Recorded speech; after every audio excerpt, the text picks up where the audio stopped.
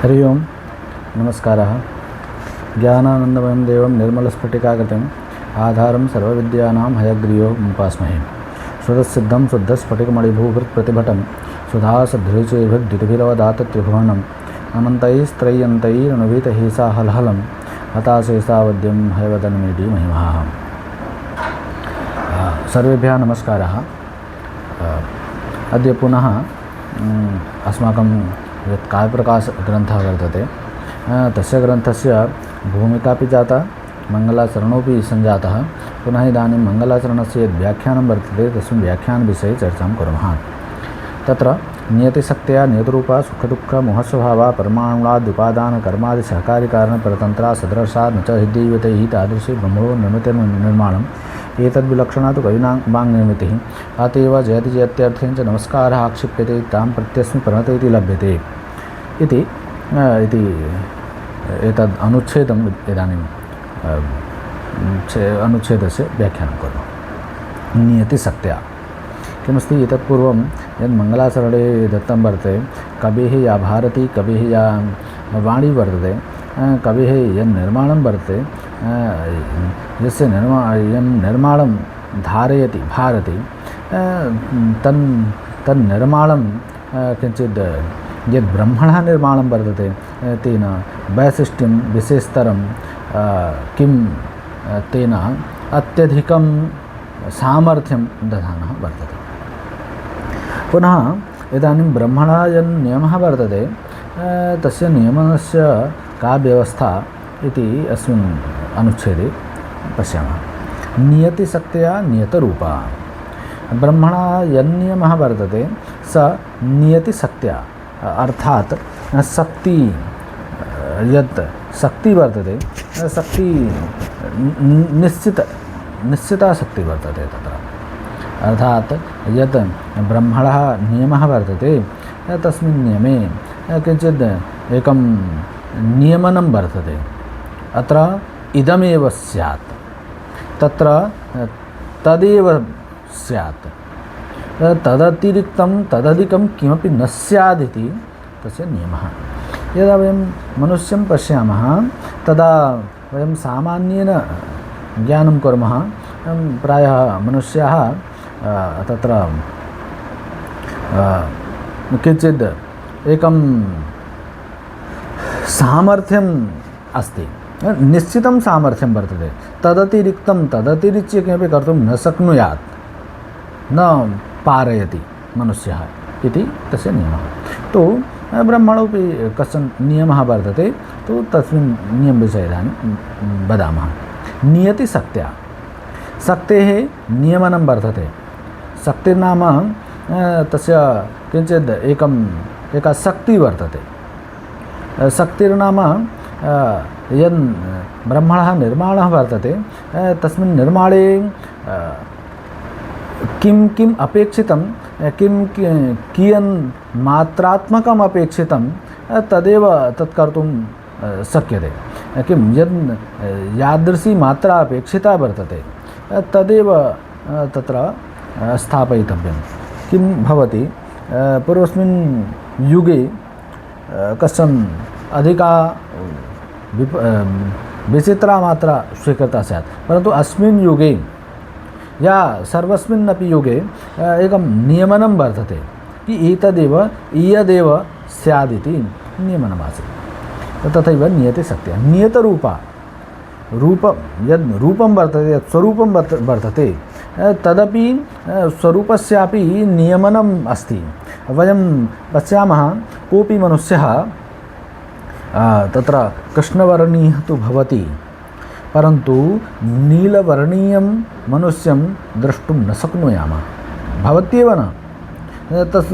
तन्निर्माणे ब्रह्मणः सामर्थ्यमेव नास्ति इति कृत्वा नियतिशक्त्या नियतरूपा। शक्तिर्नाम मनुष्यस्य कश्चन शक्तेः वैशिष्ट्यं भवति। यद्वयं यद् भारस्य धारणे वयं समर्थाः, परन्तु कश्चन नियमः वर्तते, नियमनं वर्तते, तेन अत्यधिकं भारं धारयितुं न शक्नुयामः। अर्थात् वयं शत किलो परिमितं तत्र भारं वोढुं शक्नुयामः। परन्तु 1000 किलो परिमितं भारं यदि वोढुम् उद्यतः भवेम तदा किमपि भवितुं नार्हति इति कोऽपि मनुष्यः तथा कर्तुं न शक्नोति इति नियतिशक्तिः वर्तते। नियतेः शक्तिः वर्तते, तथा विधं कार्यं कर्तुं न समर्थः ब्रह्मणः। इतोपि नियतरूपः, रूपोऽपि निश्चितः वर्तते। यद् किञ्चित् सप्त यद् रूपं वर्तते, सप्तरूपं वर्तते, तेषु सर्वस्मिन्नपि रूपे मनुष्यः भवितुं नार्हति। तदपि एकं विशेषं वर्तते। सुखदुःखमोहस्वभावः ब्रह्मण यन्निर्माणं वर्तते तस्मिन् निर्माणे सुखोपि भवति, दुःखोपि भवति, मोहोपि भवति। अर्थात् त्रिगुणात्मकं त्रिस्वरूपात्मकं सम्पूर्णमिदं जगत् इति तस्य ब्रह्मणः जगन्नियमः वर्तते। पुनः आगच्छति सुखदुःखमोह। परन्तु यत् कविः यद् जगत् वर्तते तस्मिन् तथा व्यवस्था नास्ति, नियतिशक्त्या तथा नास्ति। कोऽपि यथा भगवान् राम वर्तते, रामः किमपि कर्तुं पारयति। यथा कवेः मनसि यथा इच्छा भवति तथा जगत् परिवर्तनं कर्तुं शक्नोति। परन्तु अत्र ब्रह्मणः यद् जगत् वर्तते तस्मिन् जगति तथा व्यवस्था नास्ति। स्वेच्छया कर्तुं किमपि न पारयति। कश्चन नियमः वर्तते, तस्मिन्नेव नियमे भवितव्यमिति ब्रह्मणः तत्र जगतः व्यवस्था वर्तते। तो नियतिशक्त्या नियतरूपा सुखदुःखमोहस्वभावः परमाणुवाद्युपादान कर्मादि सहकारी कारण परतन्त्रा। किमस्ति जगति एकं परमाणुद्रव्यम् अपरं परं महद्द्रव्यं। परमाणुर्नाम जालसूर्यमरीचिस्तं बिम्बांशो यद्रजसः कणः तस्य षष्ठतमो भागः परमाणुरित्यभिधीयते। किं भवति, ग्रामं प्रति यदा गच्छामः, ग्रामे यत् तृणादीनां यद् गृहं वर्तते, यद् किं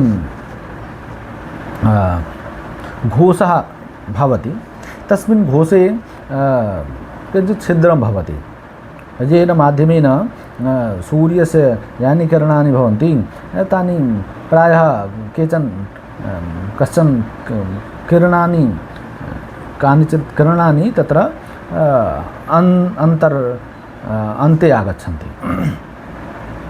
परन्तु अति सूक्ष्मतराणि किरणानि भवन्ति।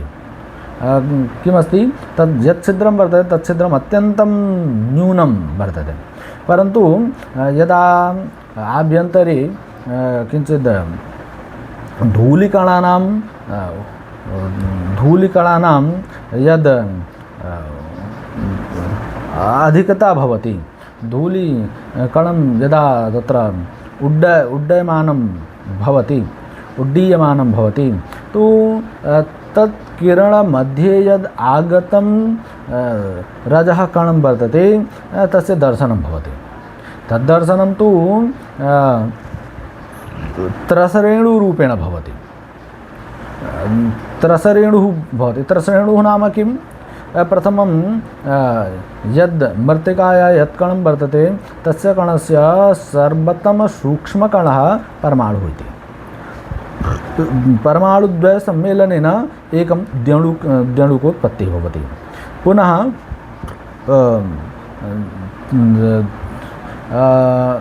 द्यणुकोत्पत्तिः भवति। पुनः त्रयाणां द्यणुकानां समवायेन त्रसरेणुः भवति।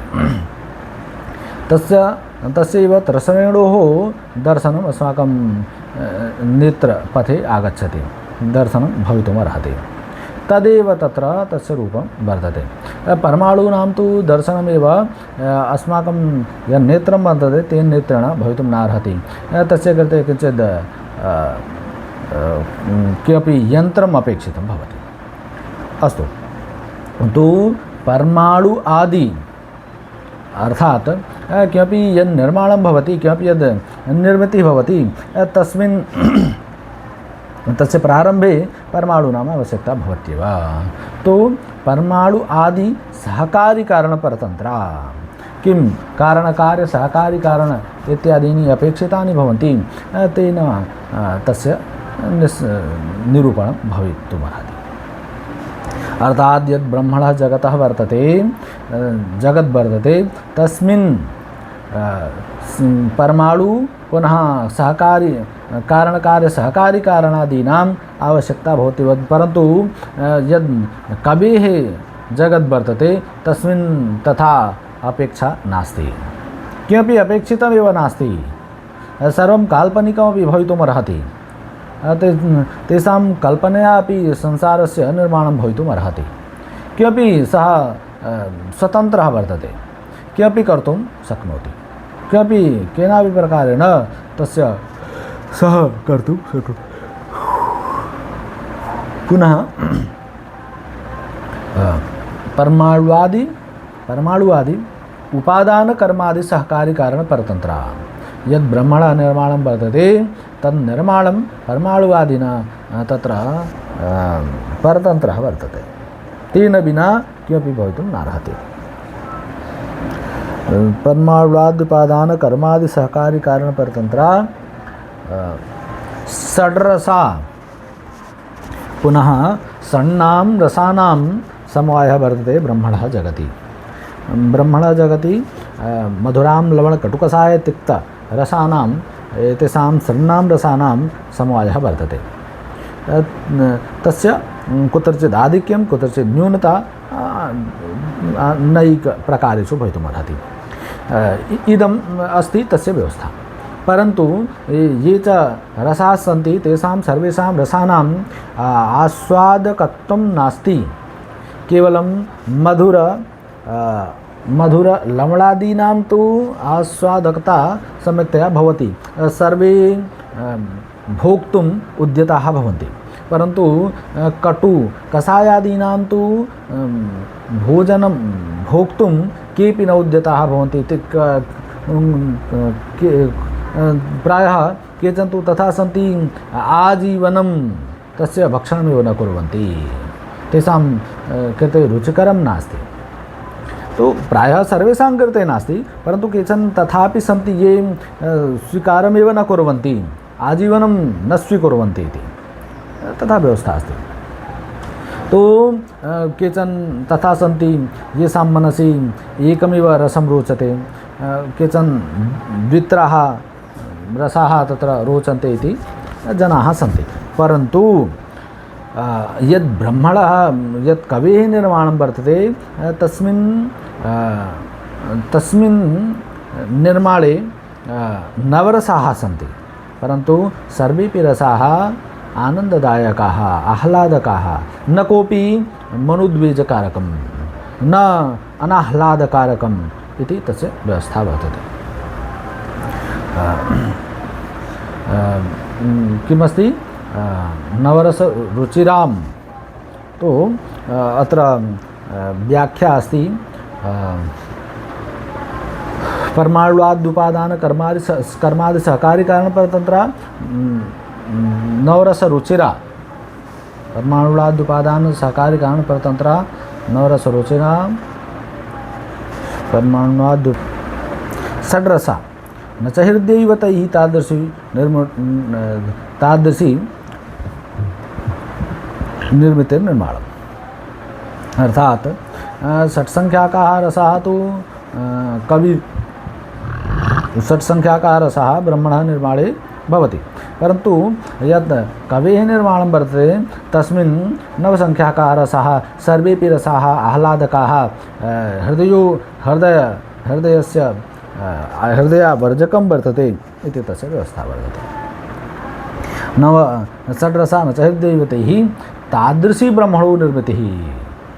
तत्र षडेव रसाः सन्ति, परन्तु सर्वेपि रसाः न च हृदयावर्जकाः। तादृशी ब्रह्मणः निर्मितिः, तमेव निर्माणम्। पुनः एतद्विलक्षणा कविवाङ् निर्मितिः। एतद् यत् स्वरूपं ब्रह्मणः निर्माणे वर्तते, तेन सर्वेण निर्माणेन किञ्चित् अन्यद् वैशिष्ट्यं धारयतः कविः भारती कविः निर्माणं वर्तते। तो एतद्विलक्षणा तु कविवाङ् निर्मितिः। अतएव एतस्मात् कारणात्, कारणं किं, यत् ब्रह्मणः यन् निर्माणं वर्तते तस्मिन् निर्माणे अत्यन्तं नौन्यं वर्तते, न्यूनता वर्तते। तस्मात् पुनः कवेः निर्माणे तथा नास्ति। कवेः निर्माणे तु अत्यन्तं वैशिष्ट्यं वर्तते। किम्, अपारे काव्यसंसारे कविरेकः प्रजापतिः। यद् यस्मिन् जगति वयं विचरामः तस्मिन् जगतः तु किं नियमनं वर्तते, परन्तु तस्य नियामकाः बहवः सन्ति, नियमनं कुर्वन्तः बहवः सन्ति। किं, पालकाः, सर्जकाः, संहारकाः, भिन्नाः जनाः सन्ति। परन्तु अस्मिन् संसारे यत् किमपि कार्यं वर्तते तत्सर्वं कविषु एव आधीनं वर्तते। ते कवयः यथा इच्छन्ति तथैव कुर्वन्ति इति कृत्वा नियमः दत्तः वर्तते। यद् अपारे काव्यसंसारे कविरेकः प्रजापतिः, एकः कविः प्रजापतिः भवति। पुनः यथा अस्मै रोचते, अस्मै कवये यथा रुचिपूर्णं भवति, यद् मनसि आगच्छति तदेव कर्तुं शक्नोति। यथा अस्मै रोचते तथा एव विश्वं परिवर्तते, तथा स्वकीयं विश्वं परिवर्तयति। यदा इच्छा भवति, यदा वयं पश्यामः जम्मूकाश्मीरे वा यद् किञ्चित् उष्णप्रदेशं भवति वा, उष्णप्रदेशेषु तस्य लवङ्गमरीचादीनां फलानि, नारिकेलफलादीनां स्थितिर्भवति। परन्तु अस्माकं शास्त्रे एकः कविः वर्तते जयदेवः। सः गीतगोविन्दकाव्ये वदति मथुरायाम् एतेषां सर्वेषां स्थितिः मरीचलवङ्गादीनां स्थितिः भवति इति तस्य वैशिष्ट्यं तथा जगति द्रष्टुं न शक्नुयामः। परन्तु काव्यजगति सामान्येन किञ्चित् साधारणेन द्रष्टुं शक्नुयामः इति तस्य व्यवस्था वर्तते। पुनः एतद्विलक्षणा कविवाङ् निर्मितिः। अत एव जयति, एतस्मात् कारणात् तस्य जयः स्यात्। जयः कस्य जयः भवति? जयः वयं जयं स्वस्मात् यः न्यूनः भवति तेषां जयं न कुर्मः। जयं कस्य कुर्मः? यद् मत्तः यः श्रेष्ठः वर्तते तेषां जयं कुर्मः वयं। तेषामेव जयम् उचितमपि वर्तते। किं जयकरणे कः लाभः? किमपि लाभः स्यात् तदैव वयं मनुष्याः, वयं सर्वदा स्वार्थपरायणाः। तस्मात् स्वार्थं परित्यज्य किमपि कार्यं न कुर्मः इति कृत्वा तस्य यदि जयं कुर्मः, यदि किमपि कार्यं कुर्मः तद् स्वार्थाधीनमेव कार्यं कुर्मः। तस्मात् यद् जयं वर्तते तस्य उत्कृष्टस्यैव जयं भवति इति कृत्वा अतएव जयति इति पदेन नमस्कारः आक्षिप्यते। जयः नाम किं? तस्य जयः तु अस्ति एव। अस्माकं करणेन जयः न भवितुमर्हति, तस्य सर्वदैव जयमस्ति। परन्तु जयकरणेन वयं नमस्कारं कुर्मः। नमस्कारं यदा कुर्मः तदा किमपि इच्छा, अपेक्षा, आकाङ्क्षा अस्ति इति तस्मात् जयं नमस्कारं च कुर्मः इति तस्य व्यवस्था अस्ति। तु जयेन नमस्कारः आक्षिप्यते, जयपदेन नमस्कारः आक्षिप्यते इति प्रणता प्रकृष्टेन नतः आनतः किमपि ददातु, किमपि आकाङ्क्षा अस्ति तस्य पूर्णं कुर्वन्तु इति व्यवस्था अस्ति। प्रणत इति लभ्यते इति व्याख्यायाः यद् मङ्गलाचरणं वर्तते तस्य मङ्गलाचरणस्य या च व्याख्या वर्तते तस्य व्याख्यानम् इदमेव अस्ति। इतोपि बहु वक्तव्यं भवति, इतोपि बहु वक्तव्यमस्ति, परन्तु यदा जिज्ञासानाम् आगमनं भवति, केचन जिज्ञासां कुर्वन्ति, पुनः इतोपि वीडियो निर्माणं कृत्वा स्थापयामः। इदानीं किमस्ति, इदानीं तु सामान्येन केवलम् अत्यन्त सामान्यरीत्या अस्य विवेचनं जातं। ये च विज्ञाः सन्ति ते या काश्चन त्रुटयः भवन्ति तासां विषयेपि मार्गदर्शनं करिष्यन्ति, ध्यानाकर्षणं करिष्यन्ति इति कृत्वा अत्रैव अस्माद् वाक्यात् विरमामः। सर्वेभ्यः धन्यवादाः, नमस्काराः।